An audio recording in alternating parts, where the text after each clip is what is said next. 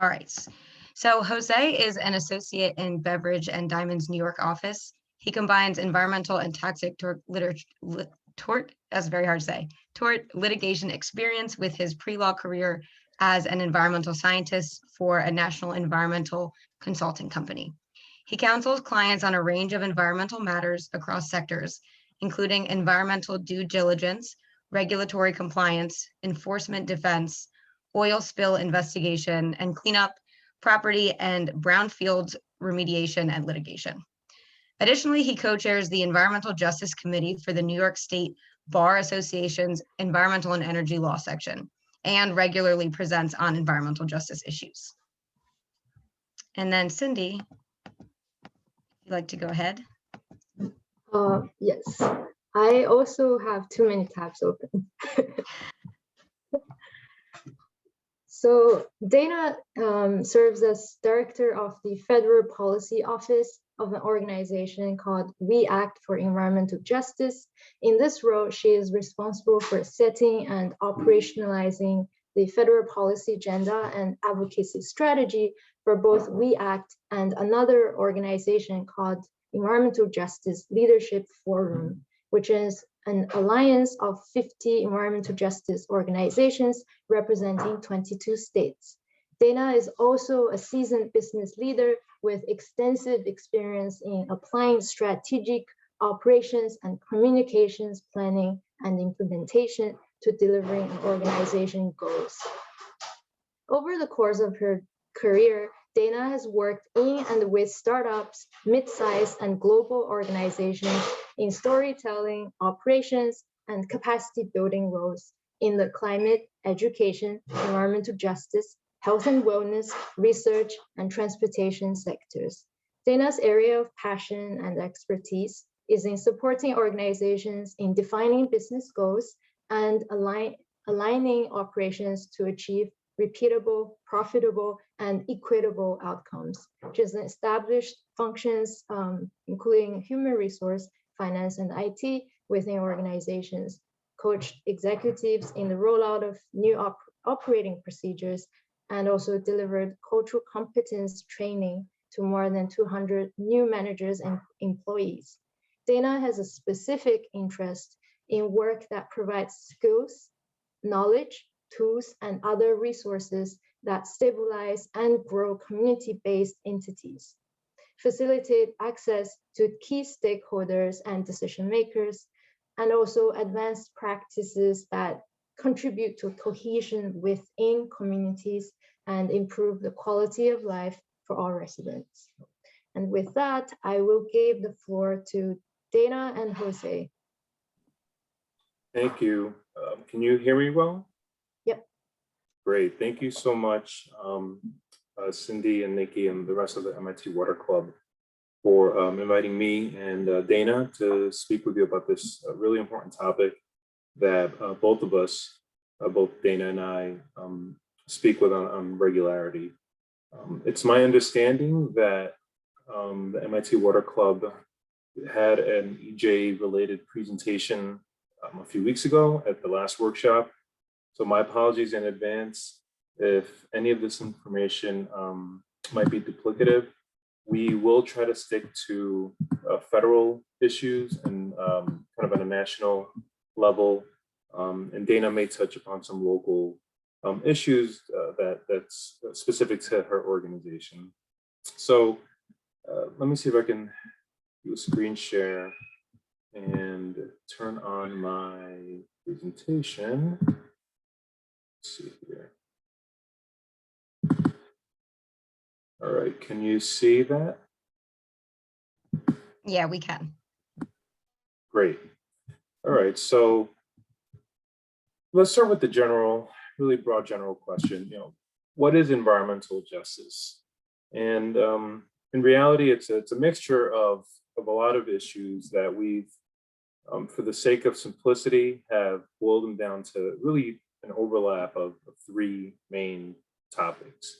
One is environmentalism, the concept that we're all one world. We have to treat our resources with respect. and that we have a finite and limited amount of those resources, and that we should treat each other and our environment with the respect it deserves. Then there's a concept of public health, which really doesn't need much definition, but it's really the concept that human and animal health really should be at the forefront of a lot of the policies and decisions that we make. And then the concept of racial justice or racial injustice. And really, it's much more than that. And we know that racism has infiltrated all aspects of our society.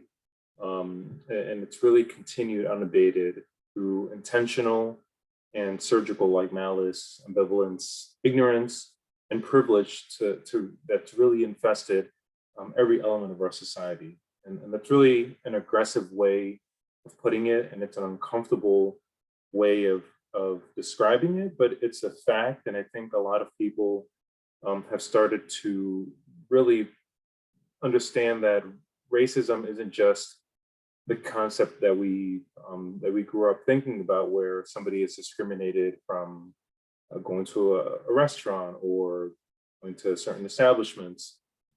These things still happen, but it's the whole concept that our systems that support our society here in the United States and other parts of the world, but specifically here in the US, our healthcare system, criminal justice, environmental protection, food security, housing, public schools, you can really name any system. They've been hijacked from day one. Decision makers, this includes government, nonprofits, philanthropic institutions, they assign value to certain groups and communities based on their zip codes, their economic status, the color of those people's skin, maybe the languages they speak. And then they allow those communities to bear certain burdens, both implicitly and expressly. So we're left with a system that's really created a legacy of pollution and environmental degradation in those communities. And so environmental justice really tries to take the concept of environmentalism with an overtone of public health and the context of racial justice to bring it all to the forefront. On a national level, the concept of environmental justice has been around for decades, really a few generations now. And I'll speak about this briefly, but it really dates back to the civil rights movement and the late 60s. There was a Memphis sanitation strike, and then almost 20 years passed without much progress.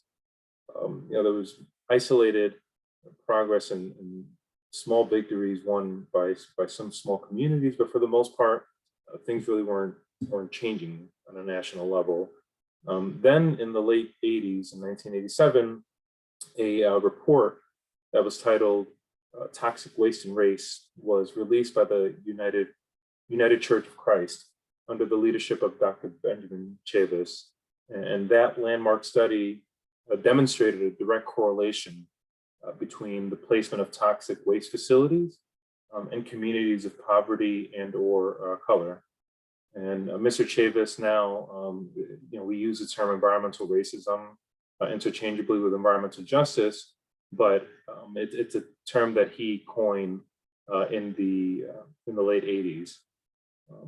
And it really only appears, at least to me, and I know Dana, might be able to speak about this a little bit, but in the late, and I'll get into this in a few minutes as well, but there was some momentum in the 90s, and then things kind of just stood still for what appears to be about 2 decades. Environmental justice was always something that we aspired, to achieve, and people gave good lip service to, but it appears that we never really, we either didn't take it seriously or there were no teeth to any policies or directives that were being put forth. It's really an outcome of the kind of a weird mixture of what happened last summer with the the unfortunate public, and I'll call it a lynching of George Floyd at the hands of police, that really highlighted how systemic racism is still super prevalent despite all the Eric Gardners and Trayvon Martins out there. And last summer, mixed with what was happening with COVID, it was kind of like the perfect storm for this national dialogue on systemic racism that really catapulted environmental justice back into the forefront of a lot of people's minds. So really back to my point, what is environmental justice? In the simple definition, it's the idea that minority and low-income communities, individuals and populations should not be disproportionately exposed to environmental hazards, and that they should be meaningfully involved in the decision-making process that affect their environment. So, when you're looking at environmental justice, you really have to consider, a few questions that are, when you're first presented to them, they seem simple, but they can have multiple layers and sometimes are not as straightforward to answer. But you really have to consider, what's the hazard that we're looking at? I know the MIT Water Club, a lot of you are dealing with water issues and will be in your professional careers. So, for you, this might mean, water contamination or projects that may impact water bodies or water resources, infrastructure projects that maybe are not being proposed properly in a way that might negatively impact a certain community. And it could be something as simple that you may not even consider as, we know that this kind of hypothetical municipality or organization that's undertaking a huge project. We know that we need to do this project and it's going to take 5 years to do, and it's going to require 50 truckloads a month to come through this community. The idea that this project might disproportionately impact that community with additional truck traffic, for example, something that maybe 20 years ago we weren't really thinking about, but now it's something that has to be considered at every decision-making point. Are minority and low-income people facing disproportionate exposure? And then, was there a fair decision-making process? And then, if there are issues that need to be fixed or are going to come up, how can they be addressed? So, the early days of the environmental justice movement, like I mentioned, it really stemmed from the 60s and 70s and the civil rights movement. And then in 1982, there were protests in North Carolina. A small community was targeted as the zone for the placement of a landfill that was going to transport and deposit PCBs, polychlorinated biphenyls, which are highly toxic and highly stable in the environment, so they don't break down easily, and they bioaccumulate, and they just cause all sorts of issues. I am not a chemist. I don't pretend to be one. I just know enough to say that they're really bad and they're man-made, and anyone that lives near them should be upset. So what did we see? We saw protests that caused hundreds of people to be arrested, mostly Black, low income. They did have allies in the Asian and white community, but it was mostly Black folk that lived in the area or that traveled to participate. And many of these photos, I mean, if you overlay these with color, they're very reminiscent of what's going on today. I know Dana's organization participates in this type of activism where they engage local communities to speak outwardly on issues that are affecting local residents. And I'm just putting these for effect, just so you can kind of see that has really spurred a movement. So I was going to play a video, at 6:21. I know that this course, this workshop goes till 7. Anyone that's here could just Google Robert Bullard, Genesis of Environmental Justice. This is about a 3 or 4 minute video. It's really good. It gives you some good background on the environmental justice movement.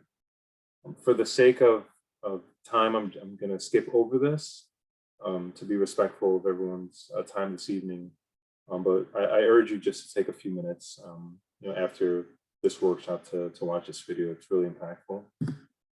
So the movement continues, and like I said, in 1987, there was this report by the United Church of Christ that looked at a survey of the country and where waste sites were being located, and the report found a few things, and namely, the first thing that stood out was that race was the most, not asignificant, not something to consider, not we think, no, it was definitive. Race proved to be the most significant among other variables tested in association with the location of commercial hazardous waste facilities. Communities with the greatest number of commercial hazardous waste facilities had the highest composition of racial and ethnic residents. The report, I'll put this cover sheet again, you can look it up. Full PDFs are readily available on the internet. You should be able to find it, but it was a jaw-dropping report for a lot of people, but for a big segment of the civil rights community, their reaction was, yeah, we've told you this for a few decades already. This is no surprise, but here's the information in a nice neat package. So what ended up happening was in the 90s, we started to get a lot of activity in the environmental racism, environmental justice movement. There was an environmental leadership summit in Washington, D.C.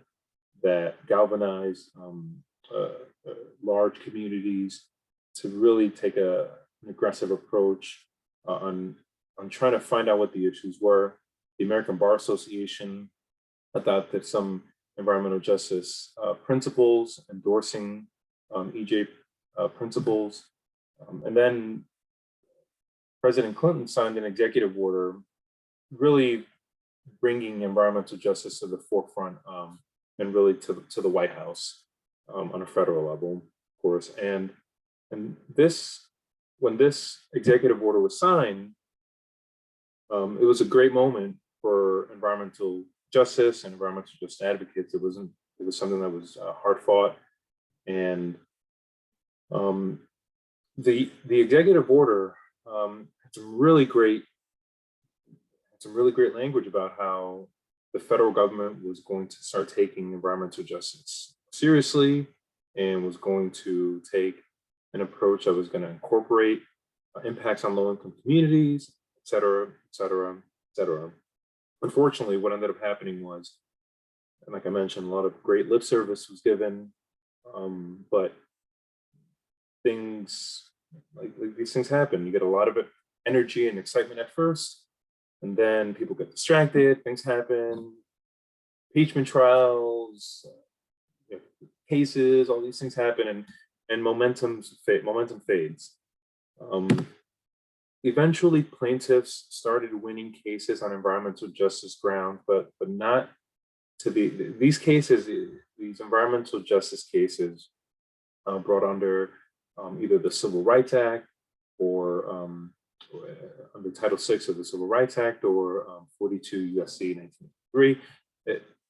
They're very difficult to win, because you have to show that there was discriminatory intent in a government decision or a government authority, and proving discriminatory intent is incredibly difficult, even though it's in a civil context, and there's a difference between civil and criminal law. I'm sure some of you have watched Law and Order, and you've heard, beyond a reasonable doubt, and that's the threshold for in criminal cases.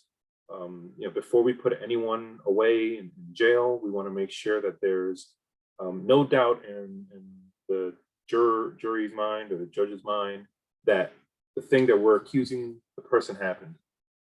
In civil court, which a lot of these environmental justice cases are brought under, the threshold is much lower. It's not beyond a reasonable doubt. It's less than that. It's usually beyond a preponderance of the evidence or circumstantial evidence, depending on what statute it's brought under. And even then, proving discriminatory intent, you need kind of like a smoking gun. You need to find like an email that says, yes, we approve this because that community is mostly, Black and Indian people. And you will still see some of that, but not often. It's usually more subtle and more difficult to prove. So what we're left with is a national policy that has resulted in kind of a patchwork approach to environmental justice. We have a few states that have mature EJ regimes. New York working its way there, but these are some of the states.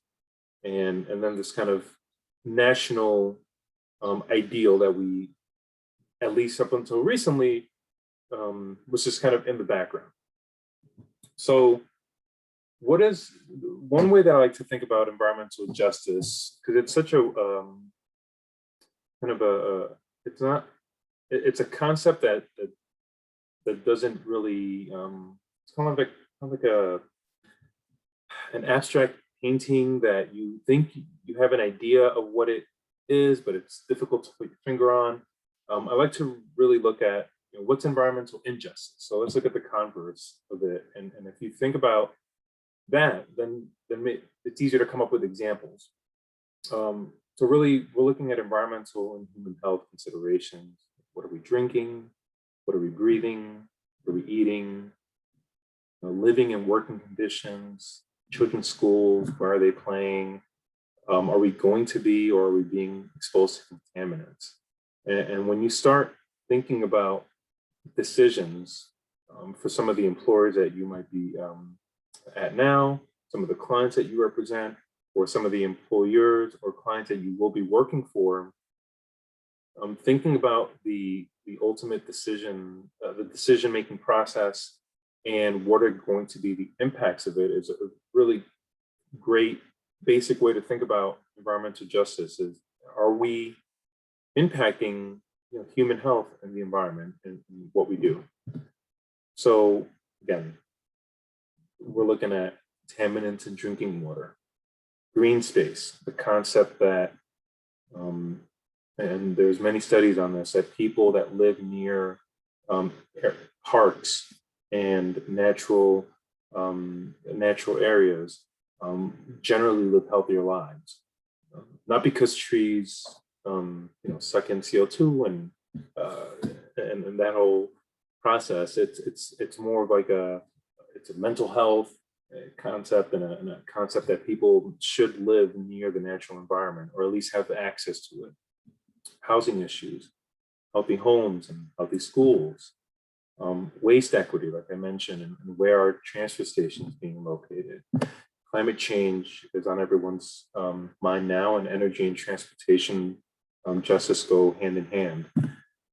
There's food insecurity issues, which is tied into quality of life, and we saw some of the impacts of that during COVID.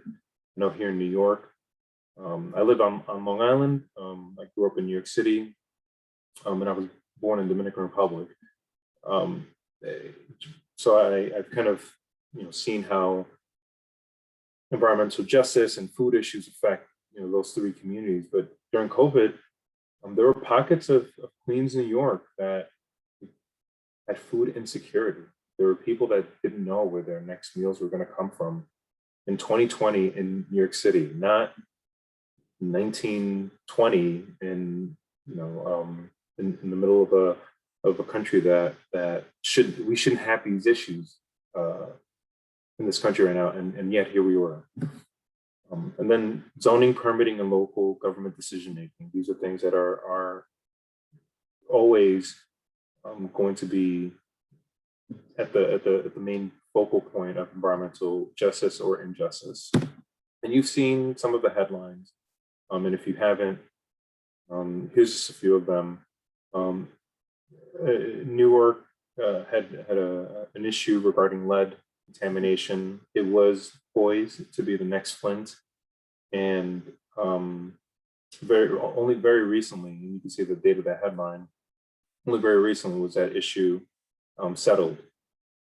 My law firm at Beveridge and Diamond, we played a big role and we represented the city of Newark in that lawsuit, and were able to help Newark come to a settlement with plaintiffs in that case and help the city move forward with a path that would work for everyone. So we were very proud of being involved in that. Some other headlines that involve environmental justice, and you're not going to see, these headlines are sensational, but you kind of sometimes have to dig, and read between the lines to see where environmental justice or injustice comes into play. So these things are all, happening around us, and the last 4 years certainly were challenging, is a diplomatic way of saying, from an environmental justice standpoint, and that's why the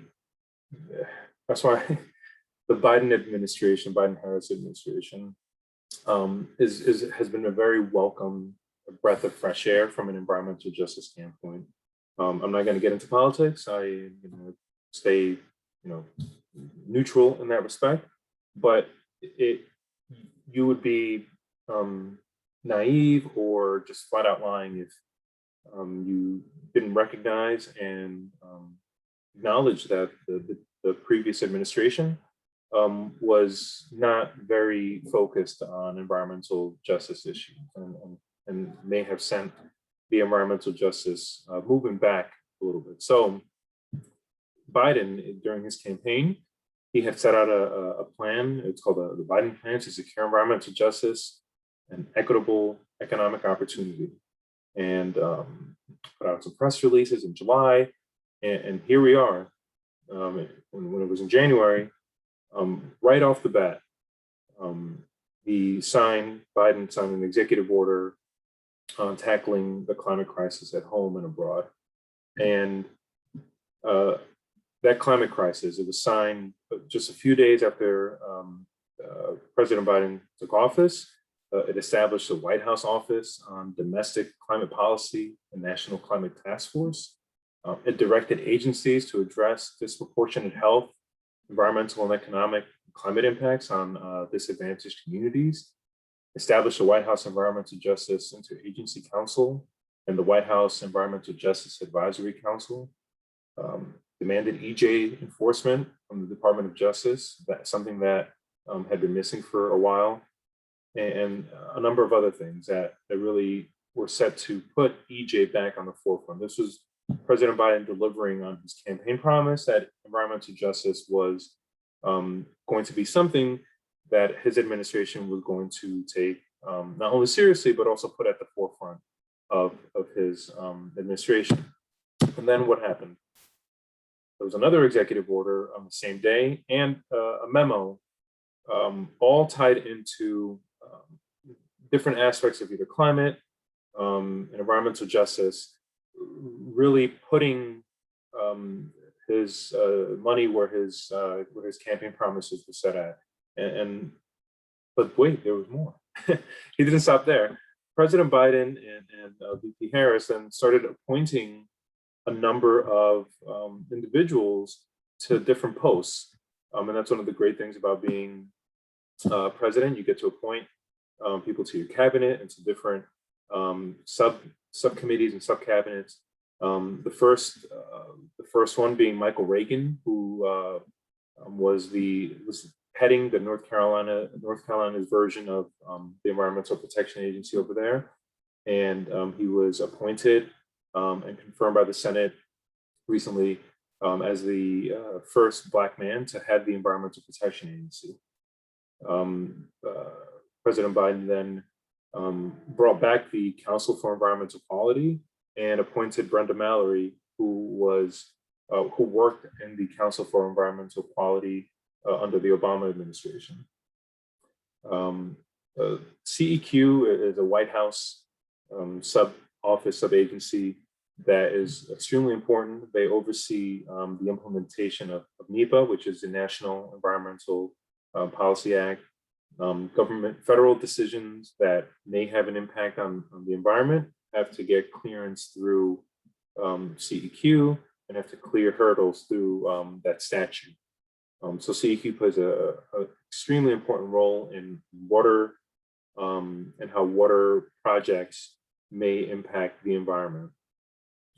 Department of Interior is now being headed by then Representative Haaland, and she is a Native American, so she's the first Native American person to head the Department of Interior. I don't have to tell you the significance of that. For many years, that agency under the previous administration kind of steamrolled over tribal rights, and to have somebody of Native American descent heading that organization is extremely impactful. And then a few other appointees that just highlight how committed this administration is to environmental justice. I'll use just as a brief example what EPA has been doing, and I put a link down here. And Cindy, you're free to share this presentation.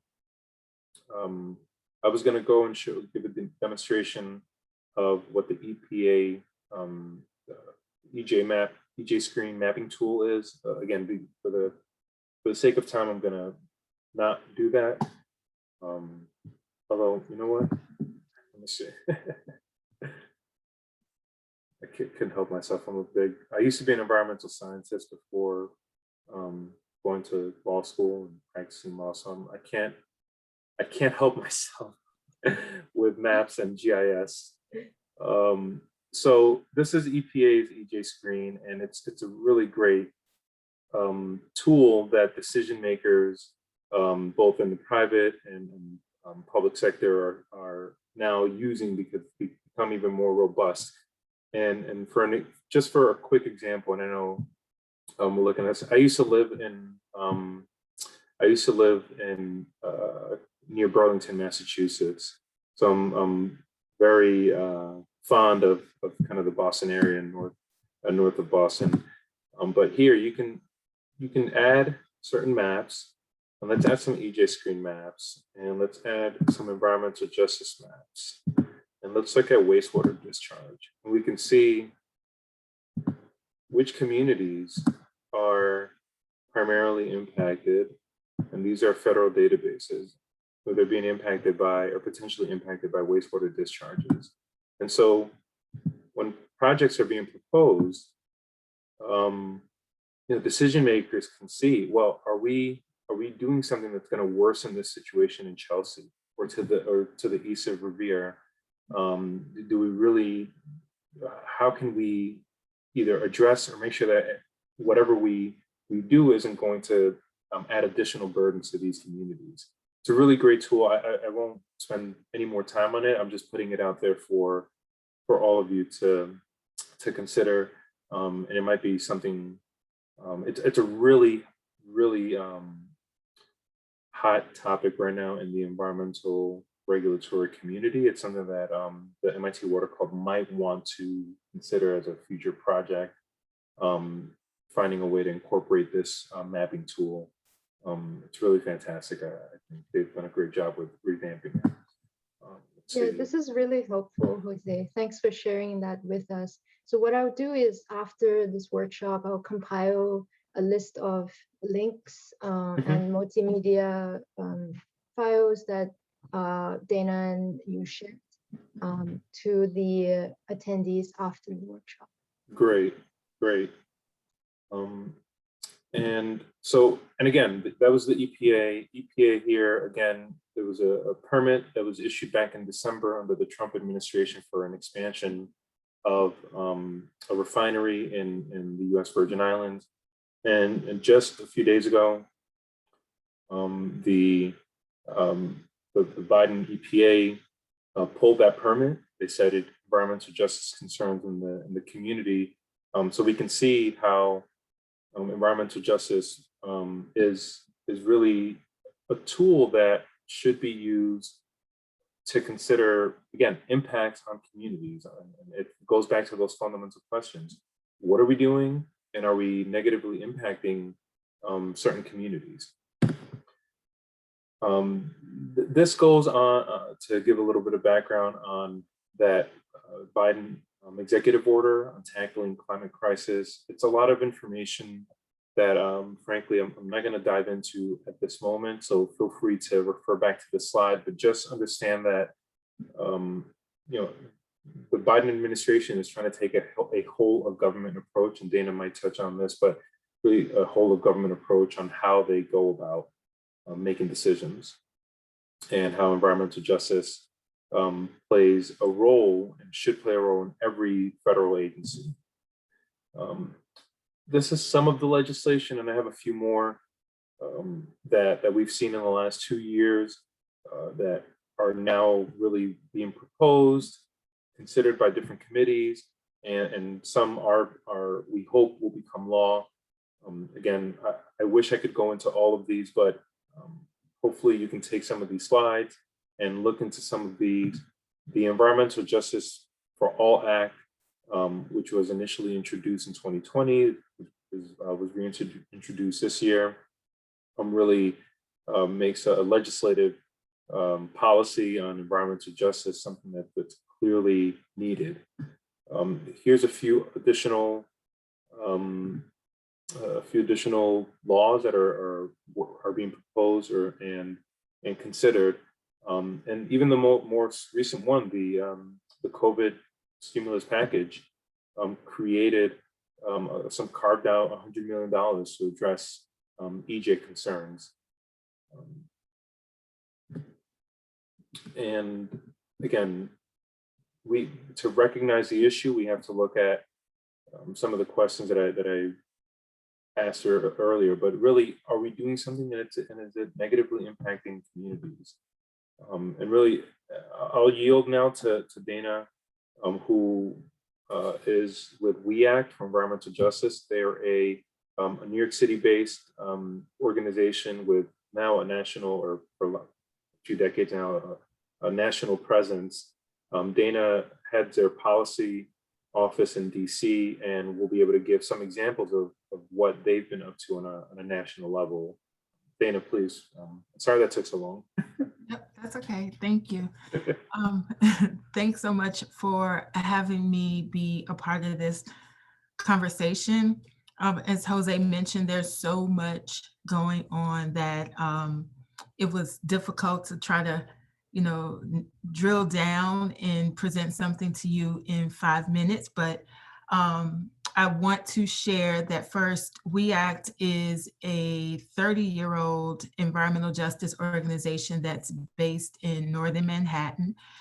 We were founded in response to the siting of a sewage treatment plant in Northern Manhattan in Harlem that had been initially planned for another community, but it was quietly decided that this treatment plant would be placed in our neighborhood. And 3 of our co-founders were a part of a group of 7 people who decided to press back and against the siting of that that sewage treatment plant in the community. And were successful in that pushback, and it led to the accessibility of resources that led to the formation of WEACT for environmental justice. So currently we have a team of about a little less than 20 people. We have a federal policy office here in Washington, D.C., and we've had a presence here for about 12 years. And we are the only grassroots organization, people of color-led organization that has a federal presence in Washington, D.C.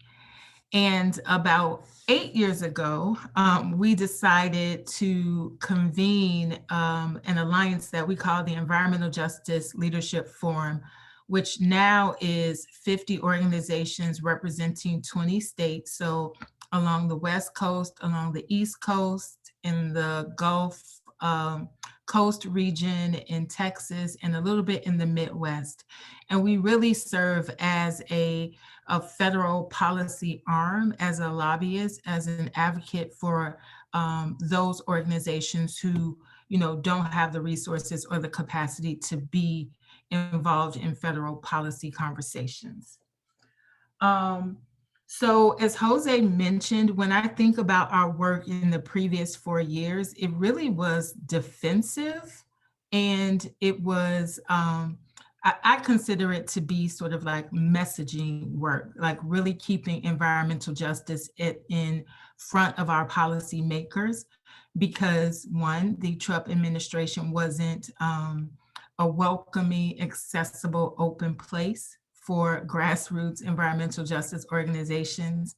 And we didn't have the Senate, so we weren't going to be able to pass environmental legislation. So let me just take a step back. So when I think about the defensive posture, the Trump administration weakened or gutted 98 environmental policies. 14 of them, there were additional 14 that were in progress at the end of his tenure. 9 of them related to water. So they were pipeline projects. They were projects about dumping toxic chemicals in water.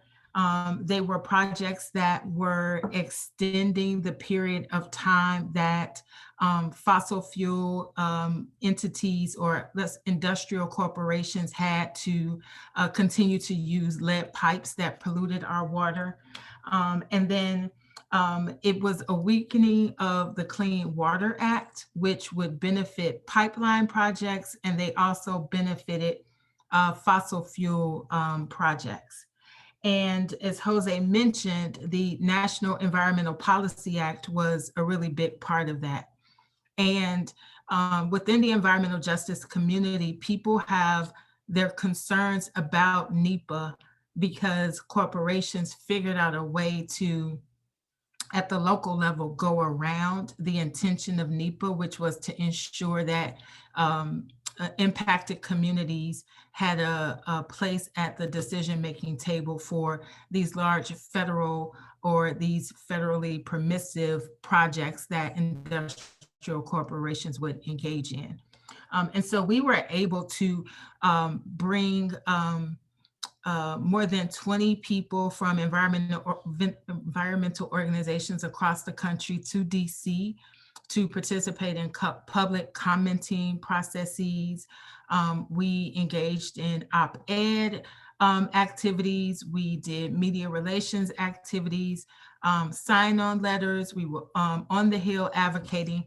And quite frankly, we didn't think that our success was not going to be to preserve NEPA, but our success was going to be in keeping environmental justice in front of people, keeping the conversation going about the gutting of protections and how we needed to really work to strengthen and restore them once we saw a change in government. So as I mentioned, I consider policies to be messaging campaigns because we couldn't get them passed, but EJ for All, the Environmental Justice Legacy Pollution Act, the Moving Forward Act, which was about $1.5 trillion of investment in infrastructure projects, and a lot of them related to water. It was, Blue Collar to Green Collar Jobs Act, and that was really focused on workforce development. So how do we ensure that like wraparound services and other benefits were invested in communities and workforce development programs to ensure that people were able to transition successfully as our energy economy and other aspects of life changed. And we did a lot of work with the House Select Committee on the Climate Crises in support of developing this holistic set of recommendations for tackling the climate crises. And that report came out at the same time that George Floyd was murdered, that Breonna Taylor was murdered. And so a lot of the conversation was really, as Jose mentioned, rooted in how do we address the systems, the infrastructure, the institutions that were racist, quite frankly, in nature and negatively impacted the whole of existence in environmental justice communities. And so COVID-19 came also at the same time. So there was a lot going on. So when I think about work related to what you guys might be studying, we did a lot of work around ensuring that resources got to communities in the COVID-19 relief packages. And one of the things that we focused on was LIHEAP, which is Low Income Heat Energy Assistance Program, and how do we create a water version of that. So LIHEAP gets implemented differently in states, but some of it can be weatherization, some of it can be to relieve economic burden attached to energy.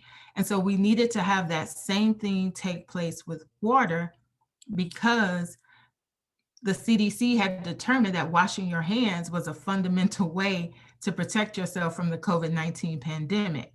But we had communities across this country that did not have access to water. And so we needed to be sure that we did more than stop a moratorium on water shutoffs in this process, but how do we look holistically at water? And we realized that privatization was a really big thing. So we needed to invest in water infrastructure. We needed to do some advocacy work around water privatization. And we found that it was in Michigan, it was in parts of Illinois, it was in Pennsylvania and other areas. And so we put together this campaign that we called End Water Poverty. And a part of it was short-term investment in giving people financial resources to pay water bills. It was having conversations with Congresswoman Rashida Tlaib in Michigan around the HEROES Act, which is her legislation, her water version of LIHEAP. And then it also focused on how do we return water, which should be as fundamentally accessible or right as air to people. And so we didn't really make it as far as we wanted to with that campaign. So it is a part of our federal legislative work for this year. So I'll go really quickly, but one of the reports that I'm going to drop into the chat is from the Clean Water for All campaign. And it really is a powerful report to take a look at, because it talks about policies like the Safe Water Act, the Safe Water Drinking Act, and how really our water infrastructure is in violation of that policy. And as a nation, it is one of those policies that we need to reform, because our water is poisoning folks across the country. And so as engineers, as you think about infrastructure projects, Our water systems, especially on the East Coast, date back to the Civil War. Lead, PFAS, all kinds of toxic chemicals are in our water systems. And so we really need to repair our infrastructure. But when, one final quick thing, so when we think about our policy work right now, we are focused on clean air, climate justice, healthy homes, affordable, equitable transit, toxic-free products, and water quality.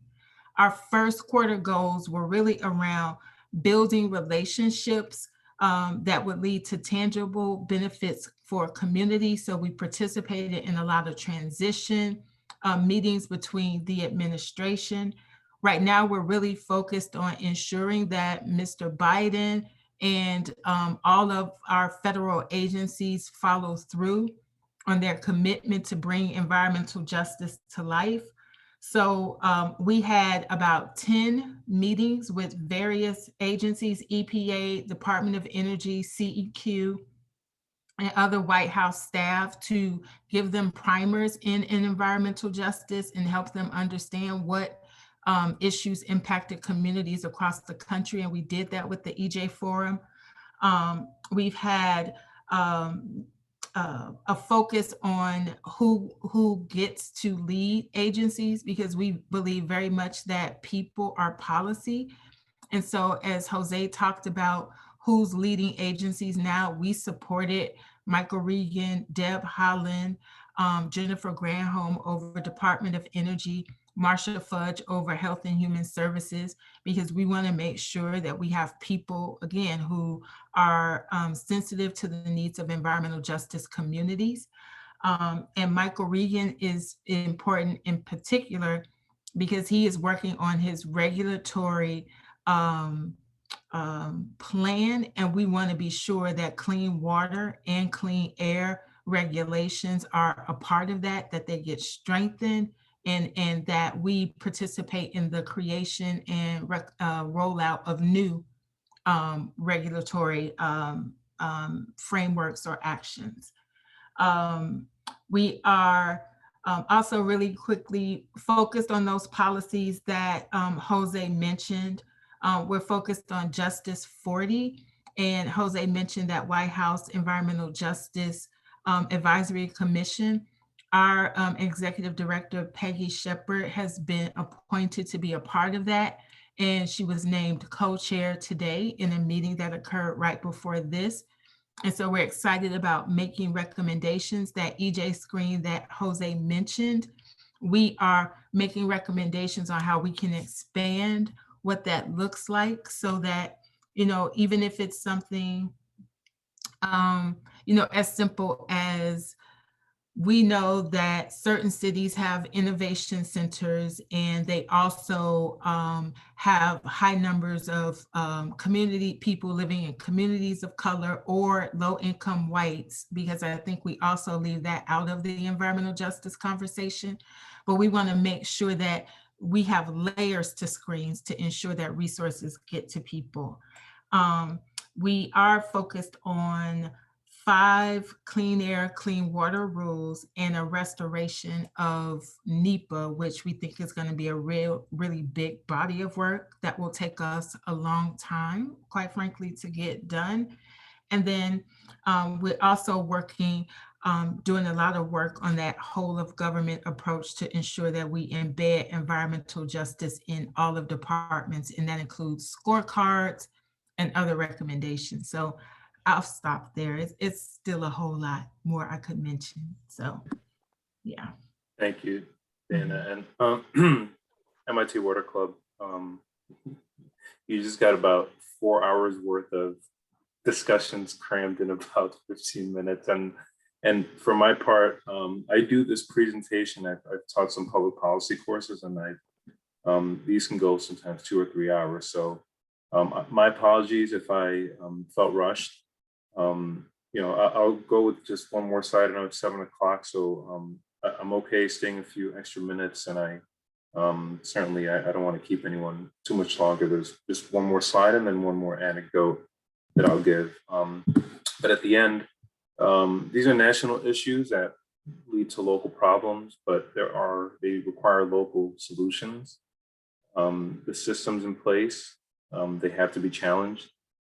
Look for allies, like Dana said. A big portion of the energy that WEACT spent recently was building relationships. You don't have to do things by yourself. There are usually organizations, elected officials, community activists that are already doing that or aspiring to do that. Sometimes there's reporters in the media that are interested in these issues. Look for allies. And then, seek and promote leaders that share environmental justice values, and then hold them accountable. Like Dana mentioned, one of the things that WEACT is going to do is follow through, make sure that the federal government is following through on some of their EJ promises. At the end, this is a struggle between systemic inequity and the concept of justice. But understand that progress is not linear. There are bumps on the road, as they say, and you can be part of the solution. I'll end with one final thing. Environmental justice, particularly water issues, are near and dear to me. Like I mentioned, I was born in the Dominican Republic. I moved here when I was about 7.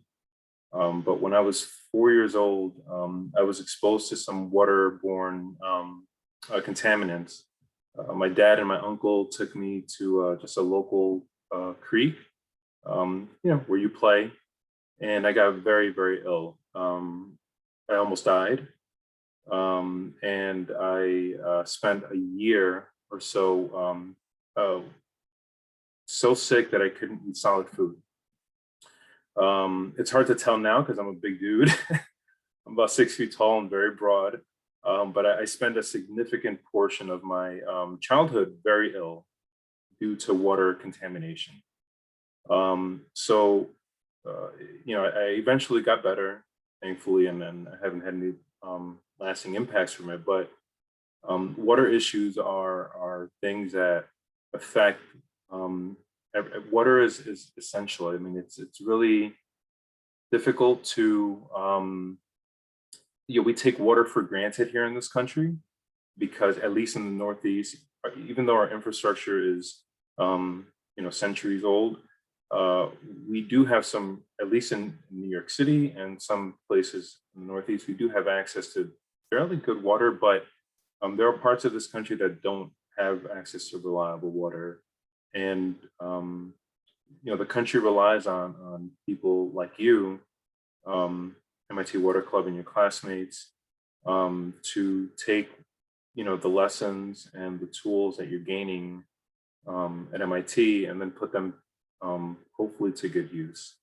You can't always control where your career will be at the beginning. Sometimes you just kind of have to go, go where the job opportunity is. But that doesn't mean that you can't effectuate and make a change and be part of a solution. So with that, I'll open the floor to any questions. I know we're over time, but water. I love water. It's hard. It's kind of corny to say, but I'm really grateful for this opportunity to be here speaking with you. Thank you, Jose. Thank you, Dana, for that very enlightening talk. I thought it was an excellent overview of environmental justice through different lenses. Thank you for shedding light on this rather abstract concept and for taking us on a journey through time, from the history all the way to the present day applications within the Biden administration, and also environmental justice on the national agenda, and also for giving us some concrete steps and project examples on environmental justice, ensuring environmental justice. So thank you both very much again for your time.